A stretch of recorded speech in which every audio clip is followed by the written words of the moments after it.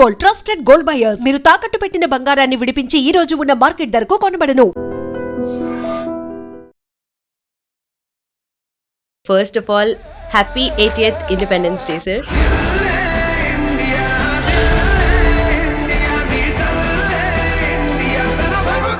Give me blood and I will give you freedom. Right. This is Subhash Chandra Bose's words.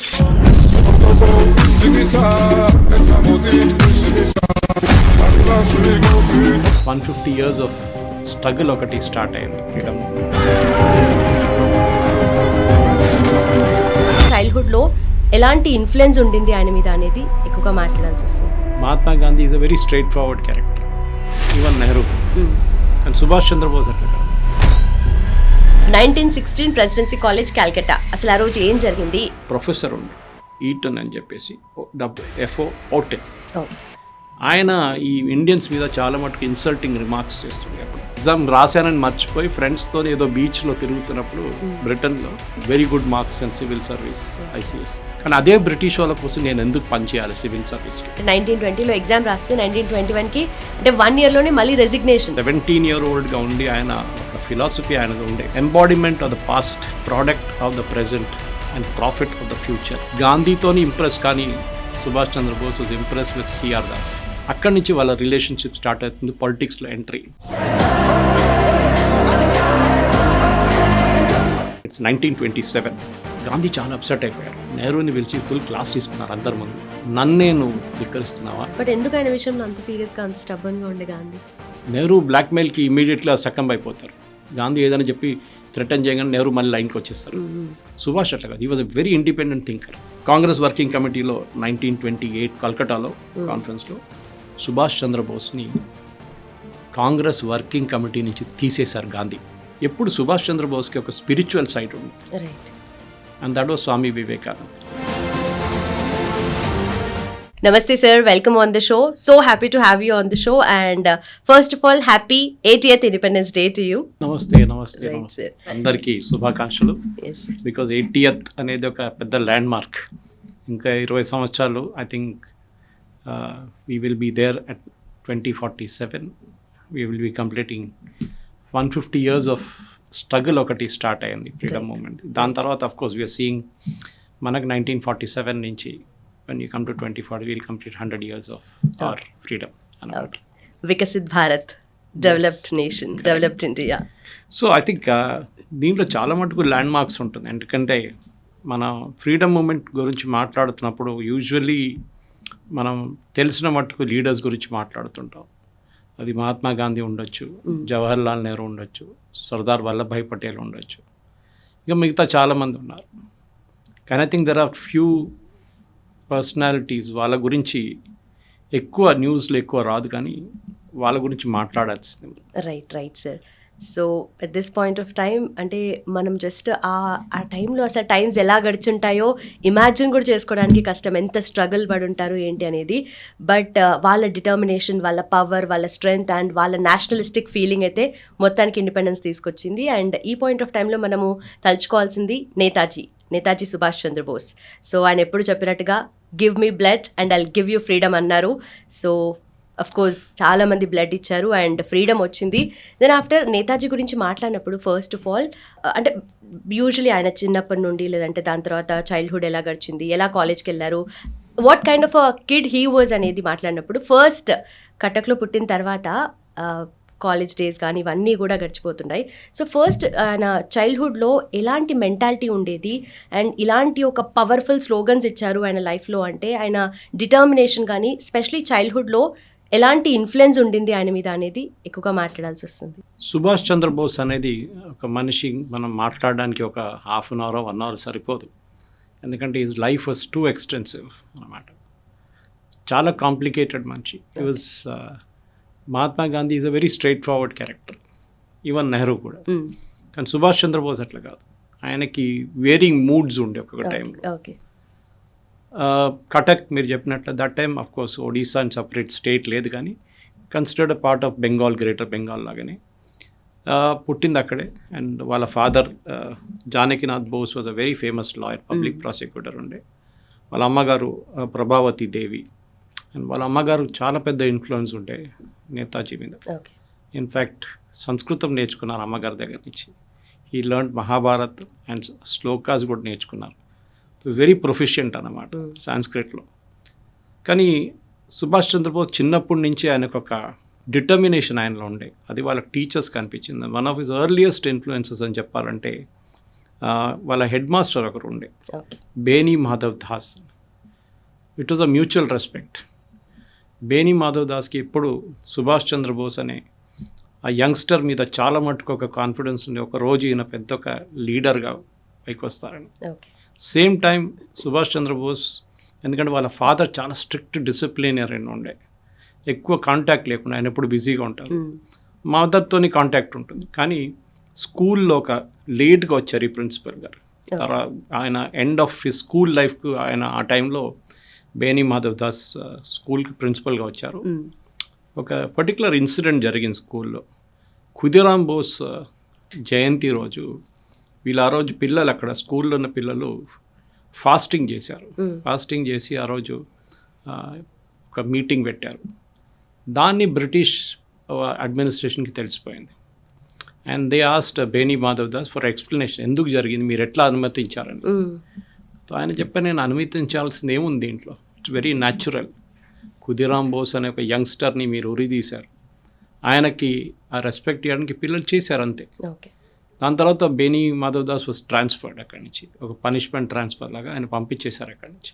కానీ early days first, ఎందుకంటే సుభాష్ చంద్రబోస్ అనే మనిషి first ఒక greatest accomplishment was academics. Okay. He was brilliant in his academics. అది మనం చాలా మన దగ్గర ఉన్న early days of freedom fighters చూస్తే చాలామందికి అకాడమిక్స్లో ఇంట్రెస్ట్ ఉండే, కానీ వాళ్ళు పర్స్యూ చేయలేదు. అది మీరు మోహన్ దాస్ కరమ్చంద్ గాంధీ చూస్తే ఆయన సౌత్ ఆఫ్రికా నుంచి వచ్చారు, నెహ్రూ ఏమో హ్యారోకి వెళ్ళారు. ఓకే, అట్లాంటి చాలామంది ఉన్నారు, even Sardar Patel. Okay.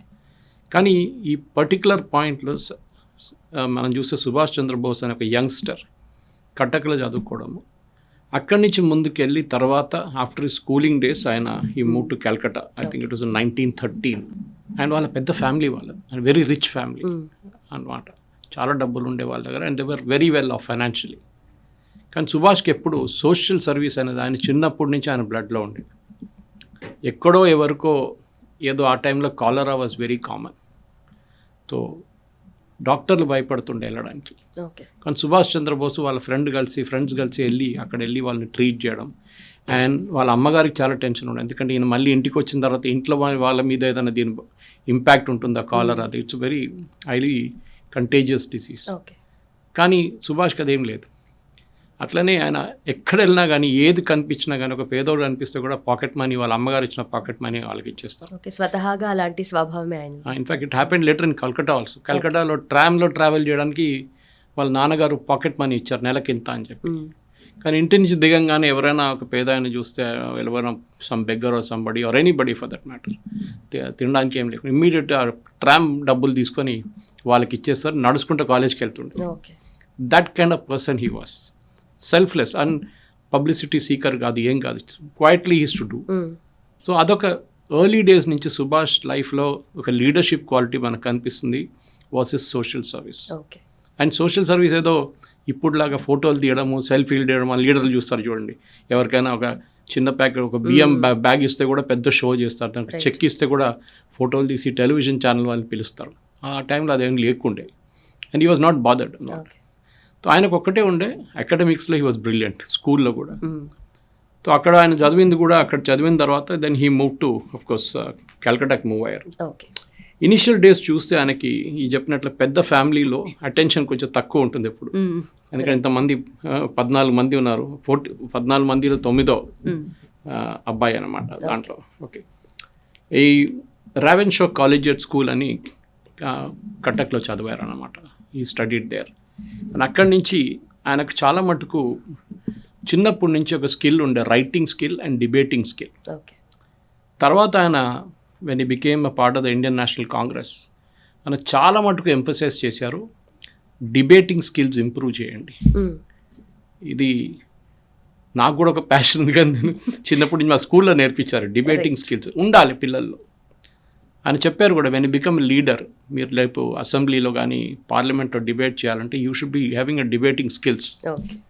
And మన ఎర్లీ కాన్స్టిట్యూంట్ అసెంబ్లీ చూస్తే మనకి when constitution was being adopt, ఆ టైంలో అంబేద్కర్ గారి డిబేట్స్ కానీ, ఆచార్య కృపలాని, ఈవెన్ నెహ్రూ, చాలామంది సీనియర్ లీడర్స్, పటేల్జీ, వీళ్ళందరూ వాళ్ళ debating skills was high quality. Exactly. కాన్స్టిట్యూషన్ని రాసేటప్పుడు కూడా ప్రతి ఒక్కరు పాయింట్స్ తీసుకొని ఆర్గ్యుమెంట్స్, డిబేట్స్ అవన్నీ చేసిన తర్వాతే ఇట్ వాస్ డెవలప్డ్ కదా. Correct. And it took how many years? 1947లో మనకి ఇండిపెండెన్స్ వచ్చింది, 1950లో we became a republic. Yes.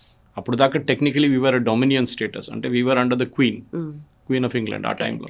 కానీ దాని తర్వాత సో ఈ స్కిల్ చూడండి, అది తర్వాత కనిపిస్తుంది అన్నమాట. అండ్ ఆఫ్ కోర్స్ ఈ హెడ్ మాస్టర్ బేనీ మాధవ్ దాస్ గారి ఇంపాక్ట్ కూడా చాలా మటుకు సుభాష్ మీద ఉండే. And that shows up later. ఆయన ఆఫ్ కోర్స్ కల్కటాకి వెళ్ళారు. కల్కటాలో వెళ్ళి he joined a college there, మన అందరు తెలిసిందే. It is one of the most prestigious college. 1913లో he join Presidency college in Kolkata. Presidency college అని ఆ టైంలో it was a hot bed of revolutionaries. Bengal అంటే రెవల్యూషనరీస్. అంత ఇంపాక్ట్ ఢిల్లీలో కానీ, అప్పుడున్న బాంబేలో కానీ, అప్పుడున్న మెడ్రాస్లో కానీ లేకుండే. కానీ కల్కటాలో రెవల్యూషనరీస్ పెద్ద ఒక గ్యాంగ్ ఉండే అక్కడ అన్నమాట. అండ్ దేవర్ నాట్ వాళ్ళు ఎవరితో అఫిలియేషన్ లేదు వాళ్ళకి, కాంగ్రెస్తోనో మిగతా వాళ్ళతో ఎవరితో లేదు, ఇండిపెండెంట్గా. ఆ గ్యాంగ్లో హీ వాక్డ్ ఇన్ అన్నమాట. రైట్. అది ఒక టర్నింగ్ పాయింట్ ఉండే సుభాష్ చంద్రబోస్ లైఫ్లో. 1916 ప్రెసిడెన్సీ కాలేజ్ కల్కట్టా. అసలు ఆ రోజు ఏం జరిగింది, ఎందుకు బోస్ గారు ఆ డిస్క్రిమినేషన్ ఎక్కువగా ఫేస్ చేసిన సిచ్యువేషన్స్ ఏంటి, అండ్ ఆ తర్వాత ఎందుకు కాలేజ్ నుండి వాళ్ళు రస్టికేట్ చేశారు? అక్కడ ఒక ఇన్సిడెంట్ జరిగింది, and that turned out to be a turning point in his life also. Okay. అక్కడ ఒక బ్రిటిష్ ప్రొఫెసర్ ఉండే, ఈటన్ అని చెప్పేసి, FO ఓటెన్. ఓకే. ఆయన ఈ ఇండియన్స్ మీద చాలా మటుకు ఇన్సల్టింగ్ రిమార్క్స్ చేస్తుండే. అప్పుడప్పుడు ఇండియన్స్ పనికిరారు, మీకు క్లెన్లీనెస్ లేదు, మీరు మాట్లాడడానికి తెలియదు మీకు, అది ఇది అని చెప్పి చాలా మటుకు ఇన్సల్టింగ్గా మాట్లాడుతుండే. ఓకే. ఫస్ట్ డిస్క్రిమినేషన్ అక్కడే చూసారంటారు? అక్కడే చూసారు. ఓకే. సో సుభాష్ చంద్రబోస్ ఆ టైంలో యువర్ ద లీడర్. వాళ్ళ కాలేజ్లో ఒక ఇన్ఫార్మల్ లీడర్గా ఎలెక్ట్ అయ్యారు ఆయన. ఓకే. డిబేటింగ్ సొసైటీ, ఎడిటోరియల్, అక్కడ ఉన్న మ్యాగజైన్ దాంట్లో, అండ్ న్యాచురల్ లీడర్షిప్ క్వాలిటీ అందులో ఉండే అన్నమాట.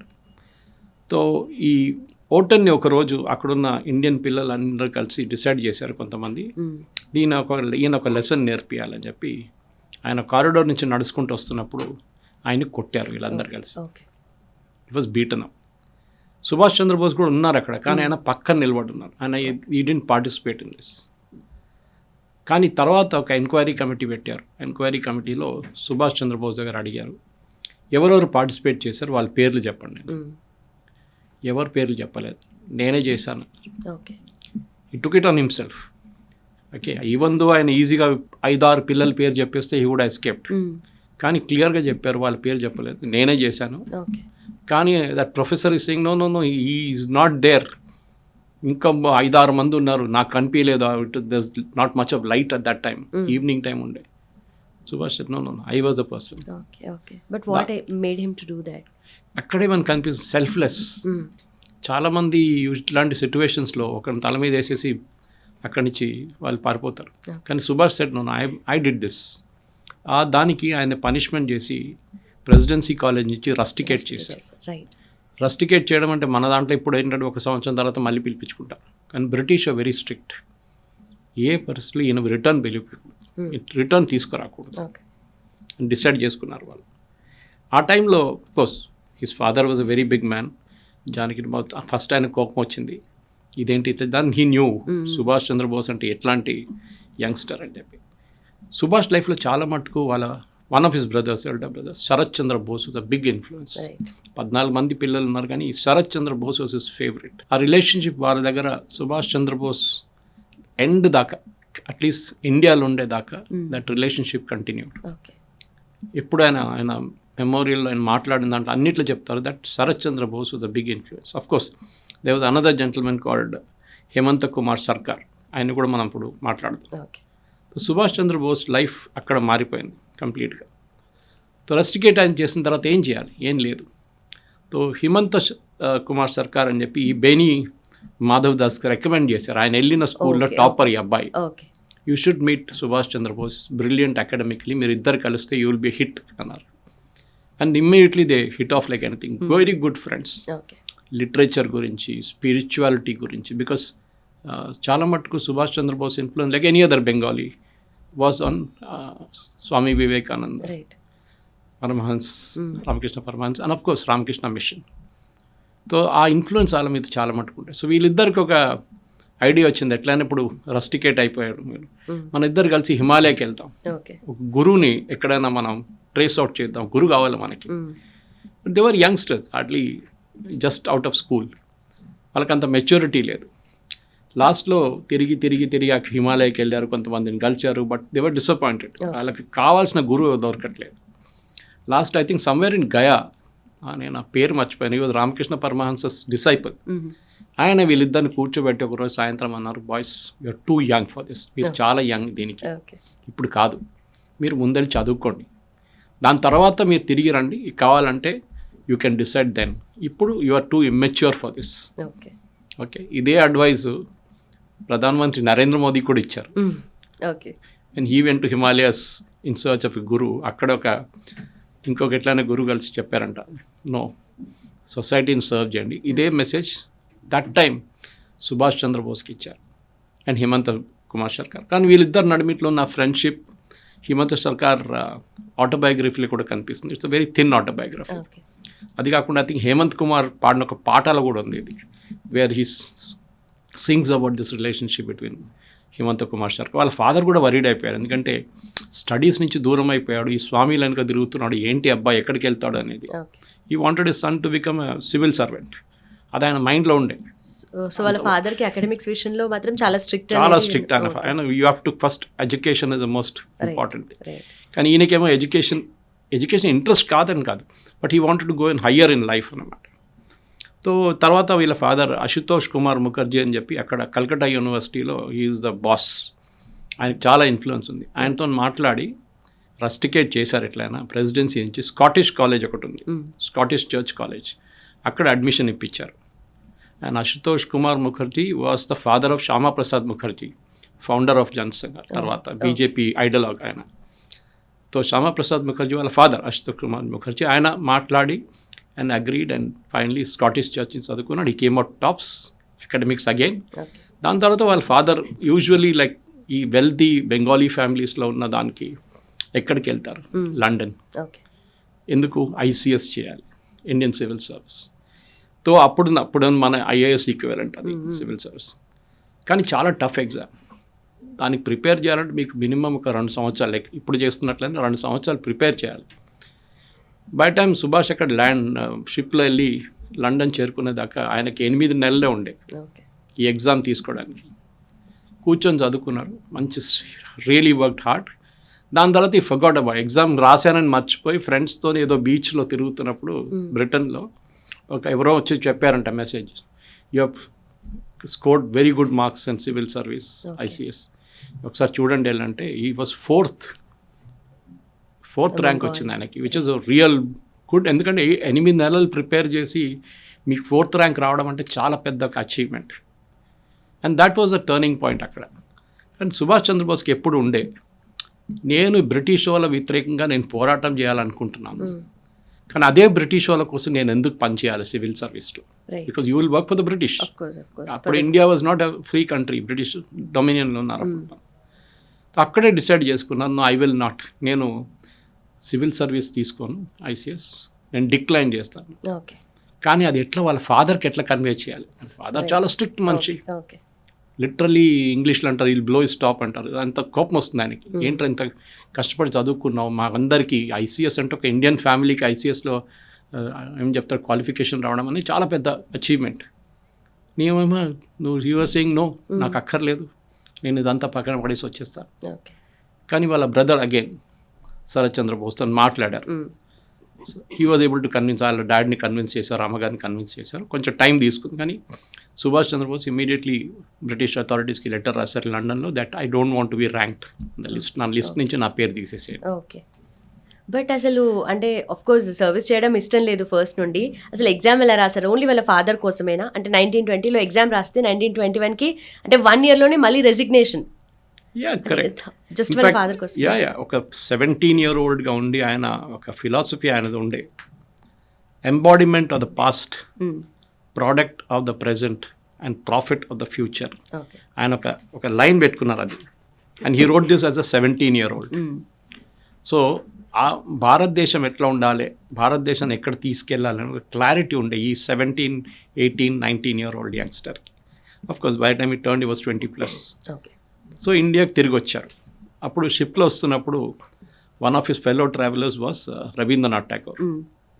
ఓకే, ఆయన ఇంకేదో దానికి వెళ్ళి ఈ కూడా నోబెల్ బై దాన్ని నోబెల్ వచ్చింది లిటరేచర్. తిరిగి వస్తున్నప్పుడు he had Subhash Chandra Bose's company. వీళ్ళిద్దరు చాలా లెంగ్తీ డిస్కషన్, షిప్ చాలా రోజులు తీసుకుంటుంది ఇండియాకి రావడానికి. లెంగ్తీ డిస్కషన్స్ ఉండే ఫ్రీడమ్ మూవ్మెంట్ గురించి. And Rabindranath Tagore also like this. ఆయన ఒక ఇంటెన్సిటీ చూసి ఆయన కూడా చాలా ఇంప్రెస్ అయ్యారు. ఓకే. ఇట్లాంటి యంగ్స్టర్ ఇంత బాగా మాట్లాడతారు, so forceful in his views అని. దాని తర్వాత ఆయన వచ్చి ఆర్మీలో జాయిన్ చేద్దాం అనుకున్నారు ఇండియాకి వచ్చిన తర్వాత. ఓకే. కానీ ఐసైట్ ఒక ప్రాబ్లం ఉండే సుభాష్ చంద్ర. మీరు చూస్తుంటారు ఆయన ఎప్పుడు ఆ సోడా గ్లాస్ లాంటి గ్లాస్ వేసుకుంటారు. So eyesight was an issue. So disqualify అయిపోయారు దాని నుంచి. కానీ ఆయనకు ఒక్కటి ఉండే, education is the pinnacle of life. Education లేకుండా మనం ఏం చేయలేము, education should be the best అని చెప్పి. సో ఐసీఎస్ తర్వాత రిటర్న్ వచ్చిన తర్వాత ఇండియాలో ఆయన ఏం చేయాలని చెప్పి తర్వాత ముంబైలో దిగిన తర్వాత అప్పుడు Bombay was the port of call. ఎంబాక్ చేసిన తర్వాత డిసెంబాక్ చేసిన తర్వాత వెళ్ళి మహాత్మా గాంధీని కలిశారు. ఓకే. అప్పుడు of course he was only Mohan Das Karamchand Gandhi అప్పుడు కలిశారు. అండ్ మాట్లాడుతూ గాంధీ గారి దగ్గర అడిగారు, ఏంటి what is your aim to get India freedom తీసుకొస్తా అంటున్నారు కదా, మీరు what is the next move, మీరు ఏం చేయబోతున్నారు, ఆగే కా క్యా హై, ఇంకా ముందుకు ఏం చేయబోతున్నారు. And of course how do force the British to leave India అని. అప్పుడు ఈయన డైరెక్ట్ షిప్ నుంచి దిగొచ్చారు. So he had all western clothes Subhash Chandra Bose. Gandhi ఏమో ఆయన యూజువల్ లయన్ క్లాత్ వేసుకొని కూర్చున్నారు. సుభాష్ వాజ్ వెరీ ఎంబరాస్డ్ అంటే ఆ టైంలో, నేను ఫుల్ డ్రెస్డ్గా ఉన్నాను, ఆయనేమో అట్లా కూర్చున్నారు అంటే గాంధీకి అర్థమైపోయింది దట్ ఈయన కొంచెం హీ వాజ్ ఫీలింగ్ బ్యాడ్, కొంచెం రెస్ట్లెస్గా ఉన్నారు. కూర్చో, ఏం కాదు, నేను కూడా ఒక టైంలో ఇట్లాంటి డ్రెస్ వేసుకొని తిరుగుతుండే, సో సిట్ డౌన్, రిలాక్స్ అని చెప్పి మాట్లాడారు ఇద్దరు. అప్పుడే సుభాష్ చంద్రబోస్ అండ్ మహాత్మా గాంధీకి ఒక డైవర్జెంట్ వ్యూస్ తెలిసిపోయింది. సుభాష్కి ఏమో ఇప్పుడే కావాలి ఇండిపెండెన్స్, గాంధీ ఏమో స్లోలీ వెళ్దాం, మనం స్టెప్ బై స్టెప్ వెళ్దాం. ఇప్పుడు ఆయన సజెస్ట్ చేశారు, పని చేయండి, కల్కట్టాలో there is a legend called Deshbandhu Chittaranjan Das Gupta. ఆయన వెళ్ళి కలవండి, చిత్తరంజన్ దాస్ని వెళ్ళి కలవండి. Deshbandhu Chittaranjan Das legend, CR Das. తో కల్కట్టాకి వెళ్ళారు, అక్కడ దేశ్బంధుతో కలిశారు. ఫస్ట్ మీటింగ్లోనే దీస్ టూ క్లిక్డ్. ఆయనకి అప్పుడే ఆయన రాసిన లేఖల్లోనే I found my mentor, the person whom was looking for. గాంధీతోని ఇంప్రెస్, కానీ Subhash Chandra Bose was impress with CR Das. అక్కడి నుంచి వాళ్ళ రిలేషన్షిప్ స్టార్ట్ అవుతుంది, పాలిటిక్స్లో ఎంట్రీ. ఆ టైంలో సిఆర్ దాస్ కాంగ్రెస్లో లేరు, కానీ కాంగ్రెస్ భావజాలం కొంచెం ఉంది ఆయనకి అంతే. సో అదే టైంలో వీళ్ళు ఛాలెంజ్ చేయడానికి, బ్రిటిష్ వాళ్ళు ఛాలెంజ్ చేయడానికి ఆయనకు ఒక ప్లాన్ ఉండే సిఆర్ దాస్కి. ఓకే, ఆ ప్లాన్ తర్వాత ఆయన గాంధీతో ఎక్స్ప్లెయిన్ చేసి చాలా పెద్ద డిఫరెన్స్ ఒపీనియన్ సుభాష్ చంద్రబోస్లో కూడా వచ్చింది ఆ డిఫరెన్స్ ఒపీనియన్. వీళ్ళేం డిసైడ్ చేశారంటే మేము ఒక పార్టీ స్టార్ట్ చేస్తాం, లిబరల్ థాట్స్, రెవల్యూషనరీస్ వీళ్ళందరూ. తో కాంప్రమైజ్ కాకుండా బ్రిటిష్ వాళ్ళతో పార్టీ ఫామ్ చేస్తామని చెప్పి ఒక పార్టీ ఫామ్ చేశారు, దాని పేరు స్వరాజ్య పార్టీ. ఈ స్వరాజ్ పార్టీ ఫౌండర్స్లో సిఆర్ దాస్, మోతీలాల్ నెహ్రూ, విఠల్భాయ్ పటేల్, సర్దార్ పటేల్ వాళ్ళ బ్రదర్, వీళ్ళందరూ ఉన్నారు. హుస్సేన్ సుహర్వాది, దిస్ ఫెలో ఆల్, ఈ పెద్ద పెద్ద నేతలందరూ దాంట్లో వచ్చారన్నమాట. సో అప్పుడు కలిసి మాట్లాడి వీళ్ళందరూ ఒక పాలిటిక్స్లో దిగుదాం అనుకుంటే, అదే టైంలో కాంగ్రెస్ స్ట్రాటజీ ఏముందంటే అడ్మినిస్ట్రేషన్లో మనం వెళ్ళాలి, ఫ్రీడమ్ కాదు అని చెప్పి కాంగ్రెస్ స్ట్రాటజీని ఉల్టా సుభాష్ చంద్రబోస్ అన్నారు, సిఆర్ దాస్ అన్నారు, we should get in to the administration, మనం అడ్మినిస్ట్రేషన్లో దూరిపోవాలి. అది కల్కట్టా మున్సిపల్ కార్పొరేషన్ ఉండొచ్చు, మిగతా ఏ మున్సిపల్ కార్పొరేషన్ ఉండొచ్చు, అసెంబ్లీలు ఉండొచ్చు, మనం దాంట్లో ఎలక్షన్లో పోటీ చేయాలి. And Gandhi was against it. Gandhi గారు అన్నారు, నో, మనం దాంట్లో పార్టిసిపేట్ చేయం. దిస్ చిత్తరంజన్ దాస్ అండ్ గాంధీ నడుమిట్లో చాలా పెద్ద డిఫరెన్స్ ఒపీనియన్ ఉండేది దీనికి. స్వరాజ్య పార్టీ ఫామ్ చేసిన తర్వాత దే స్వెప్ట్ ద ఎలక్షన్, కంప్లీట్గా స్వీప్ చేసేసారు వాళ్ళు. తో కల్కటా గెలిచారు. దాని తర్వాత చాలా మటుకు అక్కడ ఉన్న లోకల్ మున్సిపల్ కార్పొరేషన్స్ కూడా గెలిచారు. And first things Chittaranjan Das of course ఆయన కల్కటా మున్సిపల్ కార్పొరేషన్ చీఫ్ అయ్యారు. అండ్ సుభాష్ చంద్రబోస్ని youngest CEO of Calcutta municipal corporation appoint చేశారు. ఆలోచించండి, I think must been 24 or something. Appoint Subhash Chandra Bose అక్కడి నుంచి ఆయన లీడర్షిప్ క్వాలిటీ చూపించడం మొదలుపెట్టారు. Day 1 నుంచి తిరగడం, రోడ్లు ఎట్లా ఉన్నాయి, డ్రైనేజ్ ఫెసిలిటీస్ ఎట్లా ఉంది, గార్బేజ్ డిస్పోజల్ ఎట్లా ఉంది, స్కూల్స్ ఎట్లా ఉంది, గవర్నమెంట్స్ ప్రతి దానికి పొద్దున్న నుంచి రాత్రి దాకా సుభాష్ చంద్రబోస్ వాజ్ వర్కింగ్ అన్నట్టు. ఓకే, చాలా మటుకు కష్టపడ్డారు అట్లా. సో అదే టైంలో ఈ కాంగ్రెస్లో కూడా ఒక డిఫరెన్స్ ఒపీనియన్ ఉండే. ఒకవైపు మహాత్మా గాంధీ ఏమో మనం వెయిట్ చేద్దాం, బ్రిటిష్ వాళ్ళ మీద నాన్ కోఆపరేషన్ చేద్దాం, మెల్లమెల్లగా వెళ్దాం అని చెప్తే, ఇంకొక సైడ్లో Subhash Chandra Bose, CR Das and even for that matter Nehru okay, Purna Swaraj కావాలి, స్వరాజ్ కాదు. గాంధీ ఏమో స్వరాజ్కి రెడీ అయిపోయారు. అంటే డొమినియన్ స్టేటస్, క్వీన్ అండర్లో పనిచేస్తాం, మన కాన్స్టిట్యూషన్ మనం రాసుకుందాం, మెల్లమెల్లగా బ్రిటిష్ వాళ్ళని పర్సువేట్ చేద్దాం, భారతదేశం నుంచి వెళ్ళిపోవడం. Subhash was clear that no, okay, వీళ్ళని ఇప్పుడే పంపించేసేయాలి ఇక్కడ నుంచి, వీళ్ళు ఉండకూడదు ఇక్కడ. Okay, same exact Chittaranjan Das గారిది కూడా సేమ్ ఐడియాలజీ కాబట్టి ఇద్దరికి క్లిక్ అయిందా? ఇన్ఫాక్ట్ 1920లో గాంధీ ప్రామిస్ చేశారు వీళ్ళకి. Okay, especially Bengal revolutionary promise ఏం చేశారంటే, నాకు 1 సంవత్సరం టైం ఇవ్వండి. 1920లో మీరు రెజల్యూషన్ అంతా తీసుకొచ్చారు, బాగానే చేశారు, కాన్స్టిట్యూషన్ అంటున్నారు, అన్ని వీల్ డూ ఆల్ దాట్. ఈ రెవల్యూషన్ అయితే చెప్పారు, మీరు ఇప్పుడు గొడవ చేయకండి, 1 year నాకు టైం ఇస్తే 1 yearలో నేను మీకు ఈ బ్రిటిష్ వాళ్ళ దగ్గర నుంచి ఒక పాజిటివ్ రెస్పాన్స్ తీసుకొస్తాను. అది రాలేదు, ఎప్పుడు రాలేదు. బ్రిటిష్ వాళ్ళు we are not ready to give it up అన్నమాట. లేకుంటే ఒక టైంలో మీకు కనిపిస్తుంది కానీ భారతదేశం 1920లోనే ఫ్రీడమ్ మూవ్మెంట్ రావాలని చెప్పి సుభాష్ చంద్రబోస్ చెప్పారు ఆ టైంలో. సో 1927లో ఇది కంప్లీట్ ఇండిపెండెన్స్ కావాలి, పూర్ణ స్వరాజ్ కావాలని చెప్పి పెద్ద ఒక పిలుపు భారతదేశంలో వచ్చింది. ఈ రెజల్యూషన్ అడాప్ట్ చేసింది నెహ్రూ AICC సెషన్లో మెడ్రాస్లో. Okay, I think it's 1927. Gandhi చాలా అప్సెట్ అయిపోయారు. నెహ్రూని పిలిచి ఫుల్ క్లాస్ తీసుకున్నారు అందరి ముందు. నన్నేను ధిక్కరిస్తున్నావా, నేను అడిగింది Swaraj, you are going ahead of me and saying Purna Swaraj. ఈ సుభాష్ చంద్రబోస్ ఇట్లాంటి వాళ్ళతో కలిసి what are you trying to do? ఒక పని చేయండి, you go your way, I will go my way. నేను వెళ్ళిపోతాను, మీరు ఏం కావాలంటే చేసుకోండి. ఇది గాంధీకి ఎప్పుడున్న ఒక మొండితనం ఉండే. అండ్ నెహ్రూ తర్వాత I think he gave a interview to British journalist later. ఆయన దాంట్లో చాలా క్లియర్గా చెప్పారు, గాంధీ ఎప్పుడు నన్ను బ్లాక్మెయిల్ చేస్తుండే. Okay, he use to always blackmail me like this. అది ఒక పెద్ద స్టోరీగా మారిపోయింది. ఎందుకంటే ఎప్పుడైనా నెహ్రూ ఒక ప్రపోజల్ పెడితే ఇమ్మీడియట్ గాంధీ దాన్ని బ్లాక్మెయిల్ చేస్తారు నెహ్రూని. And he was his favourite at the same time. Nehru was his favourite. మనకు తర్వాత తెలిసిందే, ఇండిపెండెంట్ ఇండియా తర్వాత ఎలక్షన్ జరిగినప్పుడు ఎవరిని ప్రైమ్ మినిస్టర్ చేయాలంటే ఇప్పుడు who got the best votes was Patel.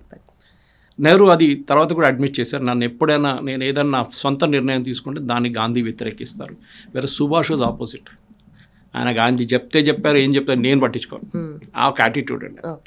So Nehru was force to go with Gandhi always. కానీ దేశబంధు ఎప్పుడు దాని వ్యతిరేకంగా ఉండే అనమాట.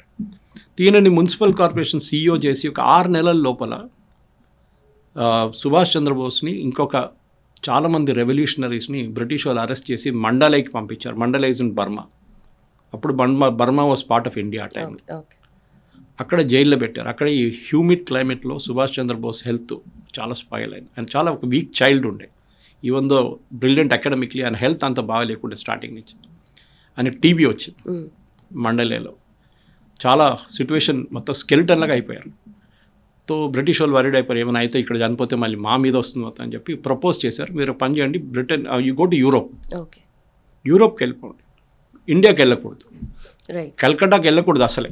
ఈ సెడ్ నో, నేను I have to go to Calcutta. మీరు అనుమతి ఇస్తే కల్కటాకి వెళ్తాను, లేకుంటే వెళ్ళండి, ఇక్కడ చనిపోతాను నేను. లాస్ట్లో బ్రిటిష్ వాళ్ళకి అర్థమైంది, ఇది వెరీ వెరీ ఏం చెప్తారు, ఆయన మొండితనం ఉంటుంది, ఆయన చాలా స్టబర్న్ ఉంటారు. అగ్రీ చేశారు, కల్కటాకి వచ్చారన్నమాట. అక్కడ మళ్ళీ పొలిటికల్ యాక్టివిటీస్ మొదలైనవి. కానీ మళ్ళీ ఆయన్ని తర్వాత మళ్ళీ జైల్లో వేశారు. And again he was in bad health. దాని తర్వాత హీ వెంట్ టు యూరోప్. మళ్ళీ ఆయనకు యూరోప్ ప్రపోజల్ ఇచ్చారు, వియన్నాకి పంపించారు. కానీ బ్రిటిష్ వాళ్ళు వియన్నాకి పంపించినప్పుడు ఒక కండిషన్ పెట్టారు, తిరిగి భారతదేశానికి రాకూడదు. He said no, I will come. బ్రిటన్కి వెళ్ళకూడదు, ఎందుకంటే అక్కడ లెఫ్టిస్ట్ వాళ్ళది పెద్ద ఒక గ్యాంగ్ ఉండే. మనకి ఇండియా హౌస్లో జరుగుతున్న వీర్ సావర్కర్ వీళ్ళందరూ పెద్ద ఒక గ్యాంగ్ అక్కడ బ్రిటిష్ హోమ్ల్యాండ్లో ఉండేనమాట. ఓకే. ఓకే, దాదాపు రోజు చాలామంది అక్కడ దేవర్ బిగ్ గ్యాంగ్. వీళ్ళతో కలిసి ఈయన మళ్ళీ ఏదైనా చేస్తాడో అని ఒక భయం ఉండే. అక్కడే ఆపడానికి వీళ్ళు బ్రిటిష్ వాళ్ళు కండిషన్ పెట్టారనమాట. కానీ గాంధీతోని ఎప్పుడు ఈ కొట్లాడ పెట్టుకొని లాస్ట్లో వీళ్ళ ఇద్దరు నడిమిట్లో ఒక స్ప్లిట్ వచ్చింది. అది రావాల్సి ఉండేది. ఎందుకంటే అప్పుడు దాకా when he came back from Mandalay, I remember Chittaranjan Das garu చనిపోయారట. And he was very depressed. Subhash Chandra ఆయన ఒక మెంటర్, ఫాదర్ ఫిగర్ లాగా ఉండే. Suddenly CR Das is not there. Gandhi opportunity moment చూసుకొని బెంగాల్ రెవల్యూషనరీస్ అందరు ఇండిపెండెంట్గా స్వరాజ్ పార్టీ స్టార్ట్ చేసి అందరినీ కాంగ్రెస్లో చేర్చుకున్నారు ఫోర్సిబ్లీ. ఓకే. బట్ ఆ 1920s ఆ పాయింట్ ఆఫ్ టైంలో అట్మాస్ఫియర్ ఎలా ఉండేది సార్ అసలు? ఐఎన్సీలో కానీ లేదంటే డిఫరెంట్ సెషన్స్ వాళ్ళు కండక్ట్ చేసేవాళ్ళు, అండ్ ఆల్సో వాళ్ళకే చాలా ఐడియాలజికల్ డిఫరెన్సెస్ ఉండే కదా. కరెక్ట్. పట్టాభి సీతారామయ్య ఎలక్షన్ మీకు తెలుసు ఉంటుంది, అది పెద్ద కాంట్రవర్సీ. అది గాంధీ క్యాండిడేట్ పట్టాభి సీతారామయ్య, మన ఆంధ్రప్రదేశ్ నుండి. ఆయన పోటీ చేశారు. Of course that time it was Madras residency, it was technically Andhra Pradesh లేకుండా ఇప్పుడు, కానీ తెలుగు స్పీకింగ్. బోస్ పోటీ చేశారు. గాంధీ చెప్పారు ఈయన నా candidate, Pattabhi Sitaramayya is my candidate. ఆయన ఓడిపోతే నేను ఓడిపోయినట్ల. So Bose said nothing doing, నేను పోటీ చేస్తాను, గెలిచారు. బట్ ఎందుకు ఆయన విషయంలో అంత సీరియస్గా అంత స్టబ్బన్గా ఉండే గాంధీ? బికాస్ ఆయనకి బోస్ అనేది వ్యక్తిని ఎప్పుడు నచ్చలేదు. ఓకే. నెహ్రూలాగా కాదు. నెహ్రూ బ్లాక్మెయిల్కి ఇమీడియట్గా సకంబ్ అయిపోతారు. గాంధీ ఏదైనా చెప్పి థ్రెటన్ చేయగానే నెహ్రూ మళ్ళీ లైన్కి వచ్చేస్తారు. సుభాష్ అట్లా కాదు, he was a very independent thinker.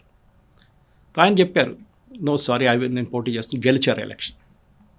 గెలిచిన తర్వాత మనకు తెలిసి ఏం జరిగిందని, ఈ కాంగ్రెస్ వర్కింగ్ కమిటీలో చాలామంది సుభాష్ చంద్రబోస్ని వ్యతిరేకించారు. ఓకే. వ్యతిరేకించారు. ఈయన మేము వీళ్ళని పట్టించుకోము, వీళ్ళని we will not cooperate with అంటే సుభాష్ చంద్రబోస్ రాజీనామా చేశారు కాంగ్రెస్ ప్రెసిడెంట్షిప్. దాని ముందు కూడా ఒకసారి నాకు గుర్తుంది, I think I read about this somewhere, 2 సార్లు నెహ్రూ కాంగ్రెస్ ప్రెసిడెంట్ అయ్యారు, 2 సార్లు పటేల్ గారు కాంగ్రెస్ ప్రెసిడెంట్. ఆ టైంలో ఇంకెవరు లేరు. Maulana Abdul Kalam Azad, he was not ready. లాస్ట్లో చూస్తే Subhash Chandrabose, young but very fiery independent మనిషి. సో గాంధీ ఏం చేశాడు, గేమ్ ఆడారు. ఆ గేమ్ 1 సంవత్సరానికి, యూజువలీ కాంగ్రెస్ ప్రెసిడెంట్ టర్మ్ 2 సంవత్సరాలు, ఆ టైంలో 1 సంవత్సరానికి సుభాష్ చంద్రబోస్ని ప్రెసిడెంట్ చేద్దామని చెప్పి he sent a telegram to him. Official రికార్డ్స్లో ఉంది ఆ టెలిగ్రామ్, ఆర్కైవ్స్లో, saying that you should be guided by the principles of Jawaharlal Nehru. అంటే ఇది మీ పదవి కాదు, ఇది నెహ్రూది, నేను మీకు దానంగా ఇస్తున్నాను, నెహ్రూ గారు ఎట్లా ఉన్నారో అట్లా ఉండండి. And Subhash was not ready for it. వీళ్ళిద్దరు నడిమిట్లో ఈ స్ప్లిట్ చాలా టైమ్స్ జరిగింది లుంబిని. ఐ మీన్ మనం అర్థం చేసుకోవాలి, ఎందుకంటే ఒక సత్యాగ్రహం చేస్తున్నప్పుడు గాంధీ ఎప్పుడు నాన్ కోఆపరేషన్ మూవ్మెంట్, ఫ్రీ ఏం చెప్తారు, నాన్ వైలెన్స్. సుభాష్ ఏమో ఇమ్మీడియట్, రైట్, విజన్ వైజ్ కానీ మెథడ్స్ వైజ్ కానీ completely everything. He was very very clear, we have to fight the British in their own way. ఈ పర్టికులర్ యాటిట్యూడ్ గాంధీకి ఎప్పుడు నచ్చదు. And వీళ్ళ నడిమిట్లో చాలాసార్లు దీంట్లో డిఫరెన్స్ ఆఫ్ ఒపీనియన్ వచ్చిందన్నమాట. తో బెంగాల్ కాంగ్రెస్ని మొత్తం అటువైపు తీసుకున్న తర్వాత సుభాష్ చంద్రబోస్ లిటరల్లీ హెల్ప్లెస్ అయిపోయారు. ఆయన ప్రెసిడెంట్షిప్ కూడా ఏఐసిసి ఒకసారి ఇస్తా అన్నారు. గెలిచిన ఎలక్షన్ నుంచి రాజీనామా చేయాల్సి వచ్చింది. సో ఈ was literally dissolution with Congress. కానీ అప్పుడు కూడా వాళ్ళు అంగీకరించారు దట్ మన దేశంలో ఆ టైంలో ఉన్న ఒకటే పార్టీ, అది we have no other choice. కానీ సుభాష్ చంద్రబోస్కి చాలా మటుకు మిగతా ఐడియాస్ ఉండే అన్నమాట. ఫస్ట్ క్లాష్ వీళ్ళిద్దరు నడిమిట్లో జరిగింది. సుభాష్ చంద్రబోస్ గాంధీతో పోరాడినప్పుడు నెహ్రూ సైడెడ్ విత్ సుభాష్తో. పూర్ణ స్వరాజ్ నుంచి వచ్చిన తర్వాత కూడా కాంగ్రెస్ వర్కింగ్ కమిటీలో 1928 కల్కటాలో కాన్ఫరెన్స్లో సుభాష్ చంద్రబోస్ని కాంగ్రెస్ వర్కింగ్ కమిటీ నుంచి తీసేశారు Gandhi. Congress working committee the most powerful body, ఇప్పుడు కూడా ఉంది వాళ్ళ దగ్గర.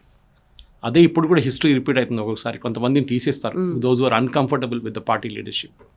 గాంధీ సుభాష్ చంద్రబోస్ని కాంగ్రెస్ వర్కింగ్ కమిటీ నుంచి తీసేశారు. అది కూడా ఆయనకు చాలా అప్సెట్ అయింది. He was really upset. And of course ఆయన హెల్త్ అప్పుడు కూడా డిటోరియేట్ అవుతుంది అన్నమాట చాలా మటుకు. అండ్ అక్కడి నుంచి he went to Kurseong in West Bengal. It's like a small hill station లాగా చెప్పొచ్చు మీరు కావాలంటే. శరత్ చంద్రబోస్ ఇల్లు అక్కడ వెళ్ళి హౌస్ అరెస్ట్లో పెట్టారు బ్రిటిష్ వాళ్ళు. So he was there for a long time. So ఈ రిటర్న్ వచ్చిన దానికి తర్వాత కూడా చాలా ఇన్ని సంవత్సరాలు పనిచేసిన తర్వాత కూడా పార్టీలో ఒక పదవి రావట్లేదు, పార్టీ నన్ను పట్టించుకోవట్లేదు. ఇది he was upset with them. 1936లో ట్రీట్మెంట్కి వెళ్ళిన తర్వాత వియన్నా నుంచి came back to India and కుర్సియోంగ్లో చెప్పాను చూడండి, he was with Sarat Chandra Bose there. ఈ నెక్స్ట్ కాంగ్రెస్ ప్రెసిడెంట్ అప్పుడే డిబేట్ జరిగింది అండ్ దాంట్లో కూడా ఆయన్ని తీసేసి ఒక్కసారి కూడా ఆపర్చునిటీ ఇవ్వకుండా నెహ్రూ లెగసీ ఫాలో చేయాలని ఈ set to help with you అని చెప్పి ఆయన అంగీకరించలేదు. ఇట్లాంటి సుభాష్ చంద్రబోస్ గురించి చెప్పుకుంటూ వెళ్తే మేము చాలా ఉన్నాయి. We can really go hours talking about it. మీకు సుభాష్ చంద్రబోస్ లైఫ్ 2 సెక్షన్స్గా మీరు డివైడ్ చేయవచ్చు. ఒకటి కటక్ నుంచి కల్కటా నుంచి భారతదేశంలో కాంగ్రెస్ వర్కింగ్ కమిటీ కాంగ్రెస్తో ఉన్నది. Before that Calcutta municipal corporation సీఈఓగా, ద యంగెస్ట్ సీఈఓగా. అక్కడ కూడా ఆయన అడ్మినిస్ట్రేటివ్ అక్యూమెన్ చూపించారు, ఎట్లా ఒక మున్సిపల్ కార్పొరేషన్ ఎట్లా నడిపించాలి. దోస్ డేస్ వెన్ బ్రిటిష్ వాళ్ళు టైంలో ఆలోచించారు. ఇది మనం సుభాష్ చంద్రబోస్ గురించి ఎందుకంటే ఆయన తర్వాత ఆయన చేసిన యాక్షన్స్ చూస్తే ఎవరు సర్ప్రైజ్ కాకూడదు అనమాట, ఎందుకు ఇట్లా చేస్తున్నారు ఈయన అని చెప్పేసి. ఈ సివిల్ సర్వీస్ రాజీనామా చేయడం, దాని తర్వాత ఇండియన్ నేషనల్ కాంగ్రెస్లో అక్కడ వాళ్ళతో జరిగిన డిఫరెన్స్ ఆఫ్ ఒపీనియన్ కానీ, ఒక స్టూడెంట్ యాక్టివిస్ట్గా ఆయన చాలా మటుకు చిత్తరంజన్ దాస్ గారితో పనిచేసి ఆయన గురువుగారు ఆయన నేర్చుకొని అక్కడి నుంచి ముందుకు వచ్చిన మనిషి. కానీ ఎప్పుడు సుభాష్ చంద్రబోస్కి ఒక స్పిరిచువల్ సైడ్ ఉండే, and that was Swami Vivekanand inspiration. తర్వాత స్వామి వివేకానంద్ ఎప్పుడో వాడారని చెప్పిన ఒక పదం, there is no proof that he used it, give me blood and I will give you freedom. This is Subhash Chandrabose word. ఎవరో దానికన్నా ముందు చెప్పారు దీన్ని ఇంకొక కాంటెక్స్ట్లో Swami Vivekananda spoken about it అని చెప్పేసి.